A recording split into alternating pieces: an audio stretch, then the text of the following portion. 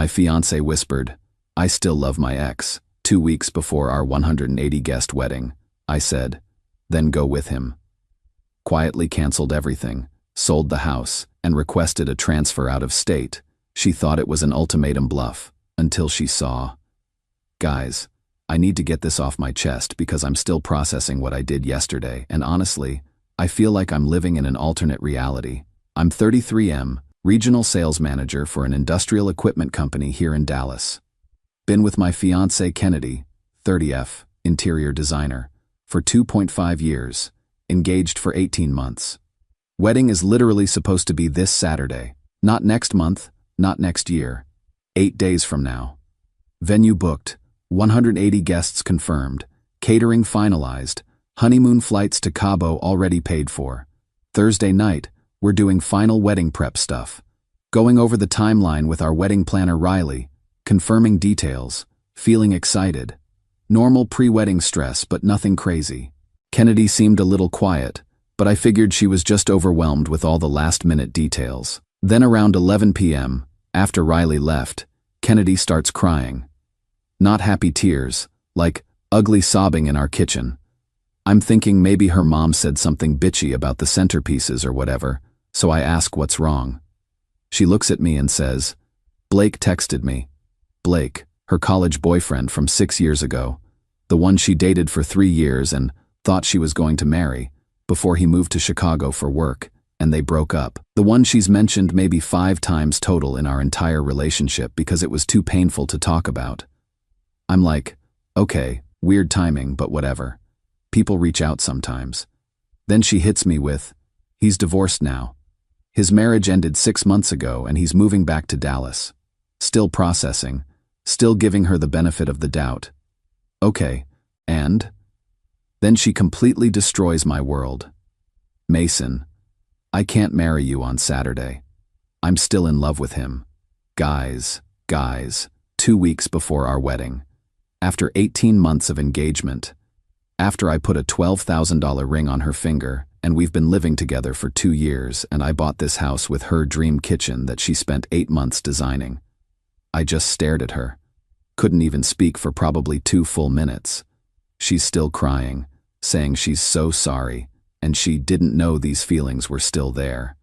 And she thought she was over him. But when he reached out, she realized she never was. When I finally found my voice, I asked the only question that mattered. "Are you calling off the wedding?" She says, and I'll never forget this. "I don't know. I need time to figure out what I want. Can we postpone?" Time to figure out what she wants, 8 days before our wedding, after 2.5 years together. I told her she had 24 hours to decide. Either she wanted to marry me on Saturday and Blake could fuck right off, or she didn't and I'd handle the rest. No postponing, no figuring things out, no keeping me on the back burner while she explored her feelings. She got upset that I was giving her an ultimatum and said she needed more time. I told her that was her answer and went to the guest room. Yesterday morning, she was still thinking about it. So I started making calls. Called Riley first. Wedding is canceled. We'll handle vendor payments and guest notifications. Called the venue, the caterer, the photographer, the band. Canceled everything. Yes, we're eating most of the deposits, but whatever. Called my boss. I'm requesting immediate transfer to our Denver office. He's known me for 8 years, knows I don't make impulsive decisions. Approved it on the spot. Called our realtor.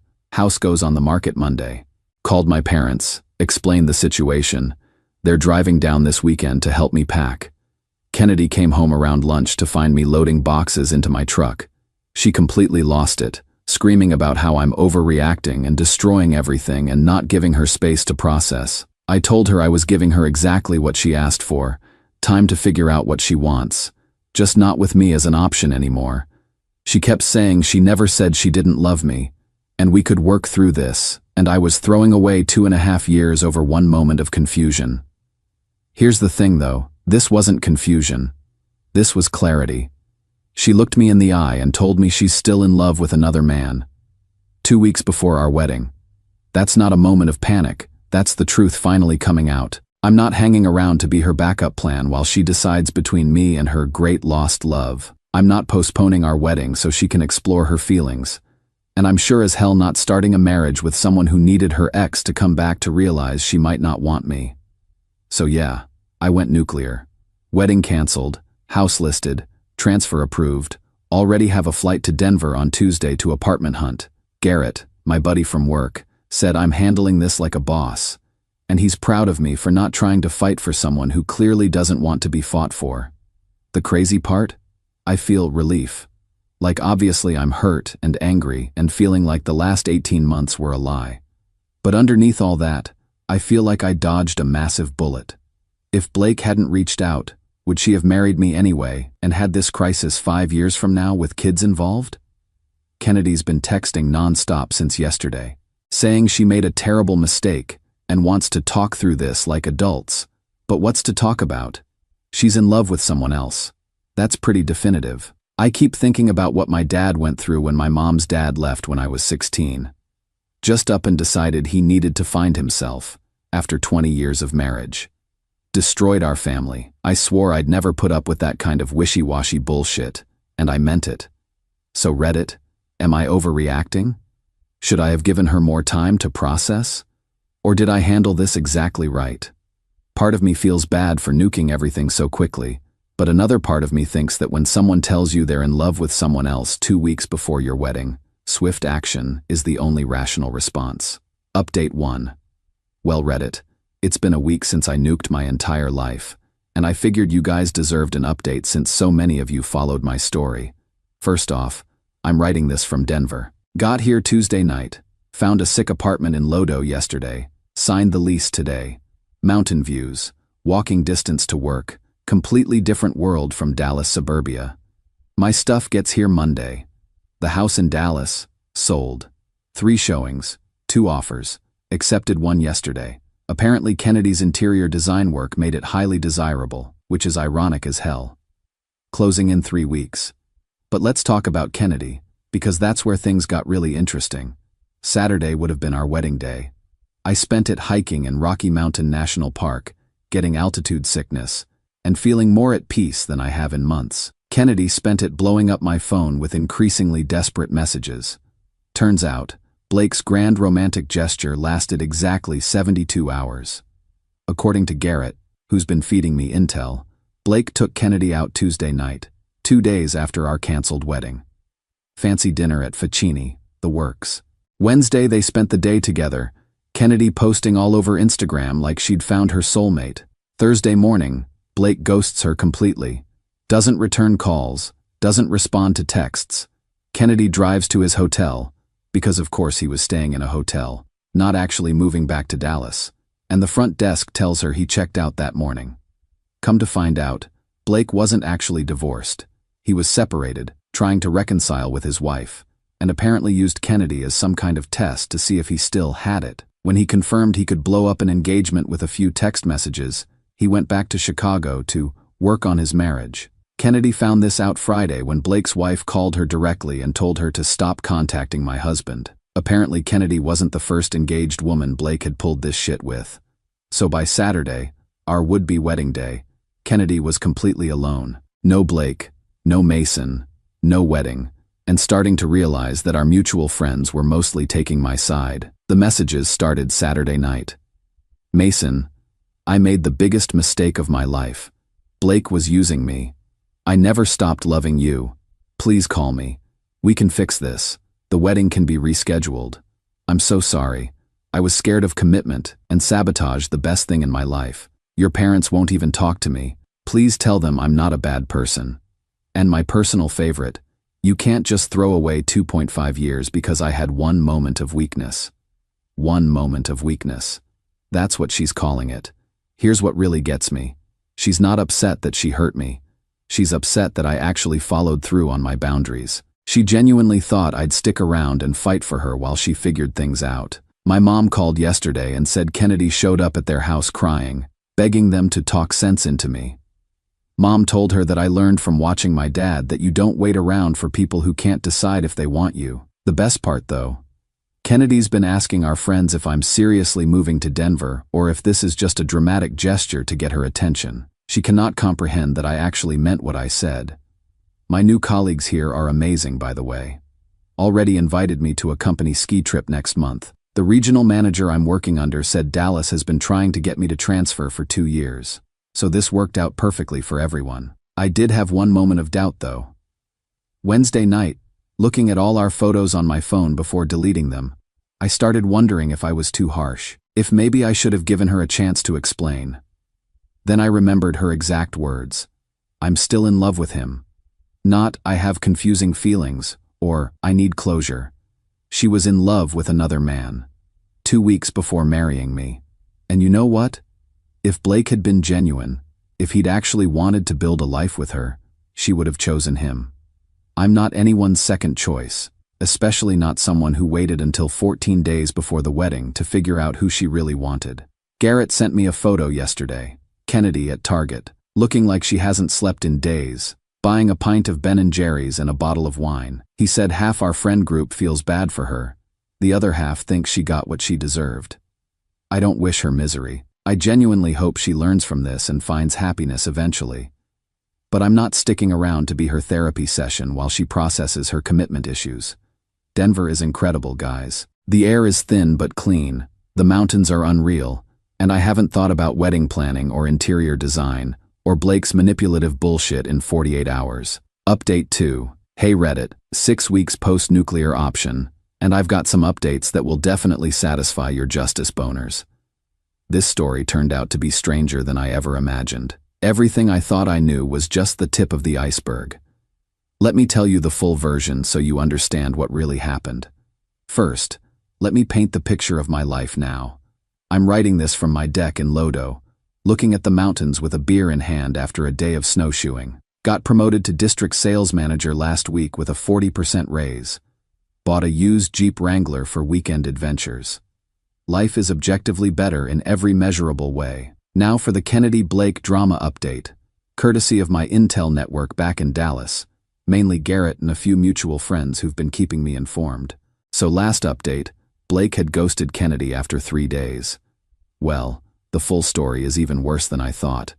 Blake never left his wife. The divorce was actually just a trial separation that started in January. When he reached out to Kennedy in October, he was already in marriage counseling trying to work things out. Apparently, his therapist told him and his wife to explore what you think you're missing before deciding whether to divorce. So Blake decided to look up all his exes to see if the grass was actually greener. Kennedy wasn't even the only one. Garrett found out through a friend of a friend that Blake contacted at least 3 other ex-girlfriends around the same time. 2 of them were smart enough to tell him to fuck off. Kennedy was the only one who took the bait. Here's the timeline as I've managed to piece it together. Blake first reached out to Kennedy on a Wednesday. The very next Thursday, she confessed everything to me. By Friday, I had already blown up the entire relationship. The following Tuesday, Blake took her out, only to ghost her by that same week's Friday. And by Sunday, he was already on a flight back to Chicago to work on his marriage. 1 week. He destroyed my engagement, Kennedy's entire social standing, and our friend group for a 1-week ego trip to prove to his wife that he could still get women. But wait, it gets better. Kennedy tried to expose him on social media. Posted a long Instagram story about how he manipulated her into ruining the best relationship of her life. Blake's wife saw it and called Kennedy directly, not to yell at her, but to thank her. Turns out Blake had been pulling this shit throughout their entire marriage. The wife had suspected he was reaching out to exes but couldn't prove it. Kennedy's public meltdown gave her exactly the evidence she needed for her divorce lawyer. So Blake lost his wife anyway, and now has to pay alimony and deal with Kennedy's very public documentation of his manipulation tactics. His reputation in Dallas social circles is completely destroyed. Kennedy's been trying to rebuild her image by painting herself as a victim of manipulation. But it's not really working. Most people are like, yeah, Blake's a piece of shit, but you still chose him over Mason 2 weeks before your wedding. The funniest part? Kennedy's been telling people that I was too extreme in my response and that any normal person would have tried to work things out. Meanwhile, I'm getting messages from guys saying they wish they'd had my backbone in similar situations. Her interior design business is struggling too. Turns out, a lot of her clients were referrals from our mutual friends, and well, awkward. Plus, word travels fast in Dallas about what happened, And people don't really want someone who can't commit to her own wedding planning their major renovations. I, on the other hand, am crushing it. Closed 3 major deals last month. My boss is talking about fast-tracking me for regional VP, and I've been hiking every weekend. Did I mention the 40% raise? Oh, and here's the kicker. My old company in Dallas has been trying to get me to come back. They offered me Kennedy's old position, not literally her position, but the same level role she'd been angling for, plus a signing bonus. I told them thanks, but no thanks. Denver is home now. Kennedy found out about the offer through the office grapevine and texted me. See? They want you back. Dallas wants you back. I want you back. You belong here. I didn't respond, but if I had, I would have told her that belonging somewhere isn't about people wanting you back after you've already left. It's about people appreciating you enough that you never want to leave in the first place. She definitely didn't appreciate me when she had me. Final update. Hey Reddit, it's been 6 months since I went nuclear on my life, and I wanted to give you guys a final update since so many of you have been following this saga. Short version, life is incredible, and I have 0 regrets. Long version, remember how I said life was objectively better? That was just the beginning. I'm now regional VP for Colorado-Wyoming territory, making almost double what I was in Dallas. Bought a house in Golden with mountain views that would make your jaw drop. Still have the Jeep, added a mountain bike and ski equipment. My health is better, my bank account is better, my entire outlook on life is better. But here's what I really want to talk about. The mindset shift that came from taking decisive action when my boundaries were crossed. 6 months ago, I was a guy who thought compromise and working things out were always the mature response. I thought walking away made you a quitter. I thought fighting for your relationship, no matter what, was what good men do. Now I realize that was bullshit. Sometimes the most mature thing you can do is recognize when someone has shown you who they are and believe them the first time. Kennedy showed me that when push came to shove, when she had to choose between security, me, and excitement, Blake, she chose excitement.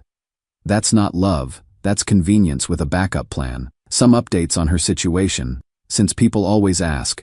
She moved back in with her parents. Her interior design business basically collapsed. Last I heard through the grapevine, she was working at a furniture store and taking antidepressants. Look, I don't take pleasure in her struggles, but I also don't feel guilty about them. She made her choice, and choices have consequences. I made mine too, and I'm living with those consequences very happily. Blake's wife divorced him and got half his shit. He's apparently trying to start over in Denver, of all places. But word travels fast in business circles, and his reputation preceded him. Haven't run into him, hope I never do. The biggest lesson I've learned is this. When someone can't decide if they want you, make the decision for them by removing yourself as an option. It's not mean, it's not immature, it's self-respect. I've been dating someone for about 2 months now.